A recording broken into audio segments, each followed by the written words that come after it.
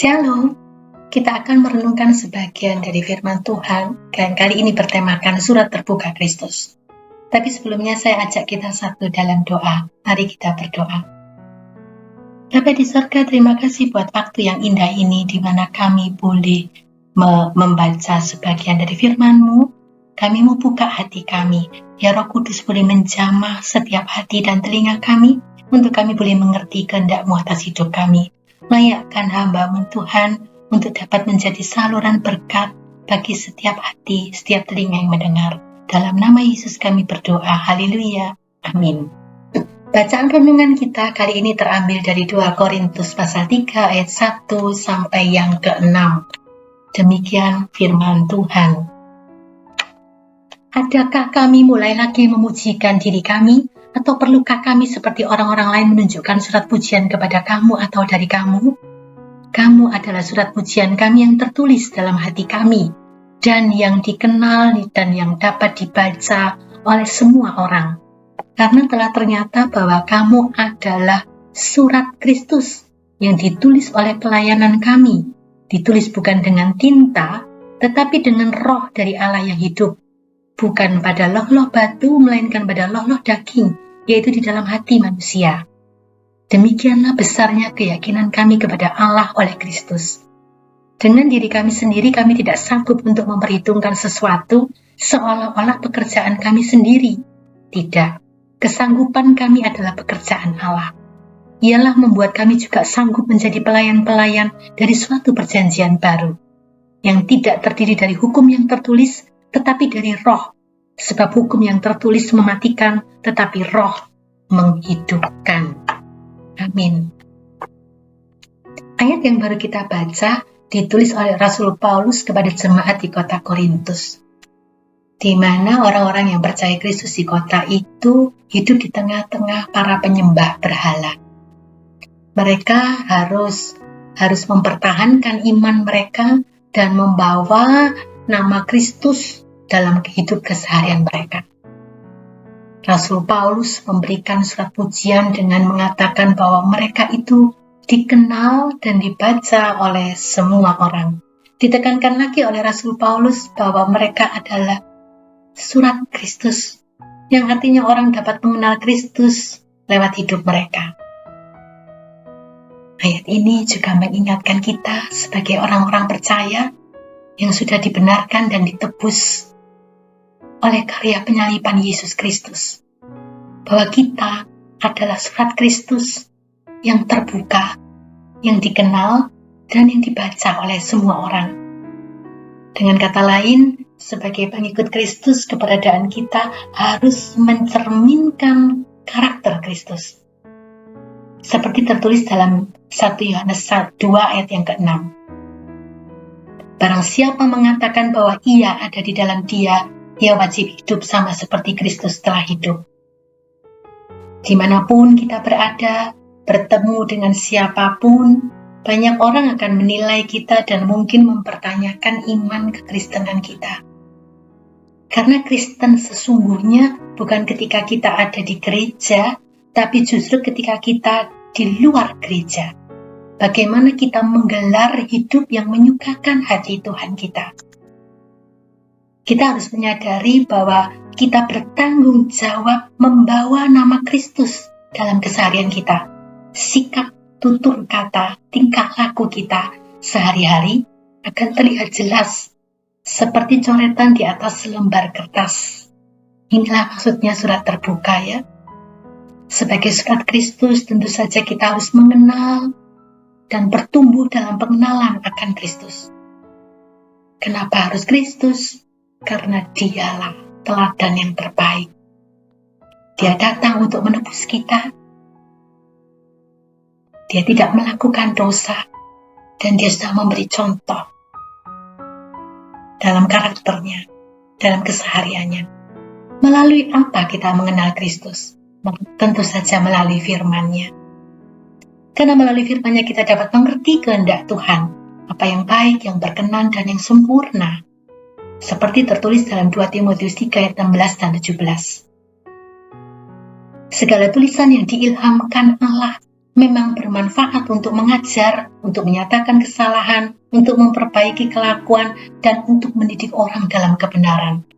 Ayat yang ke-17, dengan demikian tiap-tiap manusia kepunyaan Allah diperlengkapi untuk setiap perbuatan baik.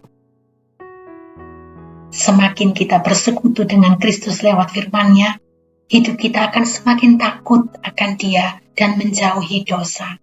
Dan iman kita akan diperlengkapi semakin kuat. 2 Korintus 3 ayat yang ketiga tertulis, kita ditulis oleh pelayanan kami bukan dengan tinta, melainkan dengan roh dari Allah yang hidup.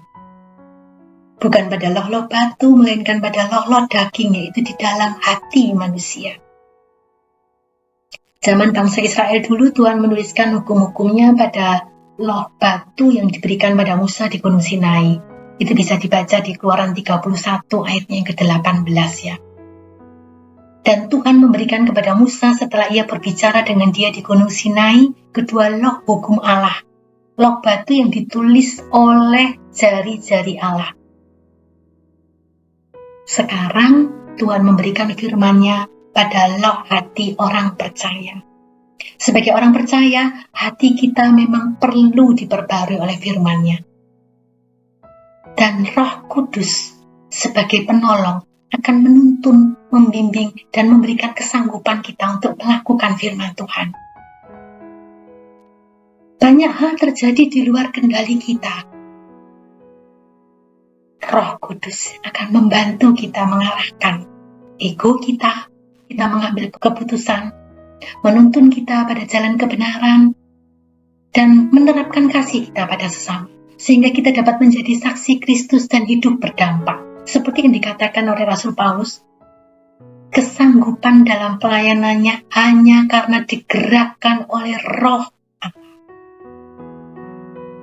Sebagai surat Kristus, Roh Kudus membantu kita dapat menyaksikan kebaikan Yesus, siapa Yesus itu, karya penebusan, kasih karunia-Nya, anugerah-Nya, dan betapa Dia menyertai sepanjang hidup kita.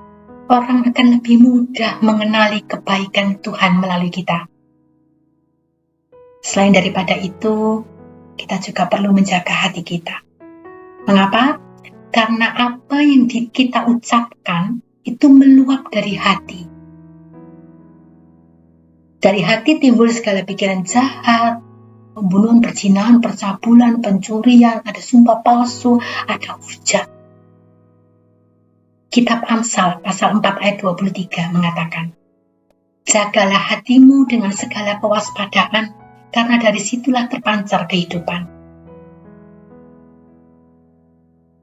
Kita boleh menjaga hati kita dengan menuruti firman-Nya dan meminta pimpinan Roh Kudus, agar hati kita terisi dengan perbendaharaan yang benar dan baik. Orang baik mengeluarkan hal-hal baik dari perbendaharaan yang baik. Jadi apa yang dikatakan dan dilakukan juga akan baik. Contoh, kalau kita mau marah atas kesalahan orang lain kepada kita harus punya alasan yang kuat. Dan harus punya jalan keluarnya. Benar ya? Tidak langsung menghakimi, kita lepas kontrol, dan bahkan mematikan orang lain lewat perkataan kita, lewat ucapan kita.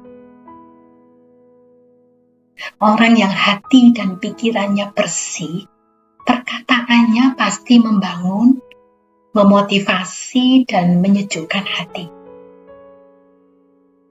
Jadi kita harus berhati-hati dan waspada dengan cara hidup kita dan tindakan kita. karena kita akan dinilai dan dibaca banyak orang sebagai surat terbuka. Seringkali tindakan lebih berarti daripada perkataan. Benar ya?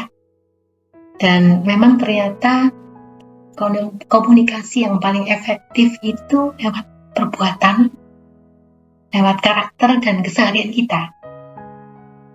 Berita pekabaran Injil yang paling efektif adalah ketika kita menjadi pesan atau berita itu sendiri. Banyak orang tidak peduli dengan apa yang kita ceritakan, mereka hanya peduli dengan siapa orang yang menceritakan itu. Jadi jika kita memberi kesaksian hidup yang baik kepada orang lain, maka mereka akan percaya Yesus. Sebaliknya, jika hidup kita selalu menjadi batu sandungan, maka sefasih apapun kita bicara tentang Yesus, mereka akan menolaknya. Ini yang dialami Rasul Paulus dalam Filipi 1 ayat 22. Dikatakan, karena bagiku hidup adalah Kristus dan mati adalah keuntungan. Rasul Paulus dengan yakin mengatakan hidupnya adalah untuk melayani Kristus. Di ayat yang tadi dikatakan kesanggupan kami adalah pekerjaan Kristus.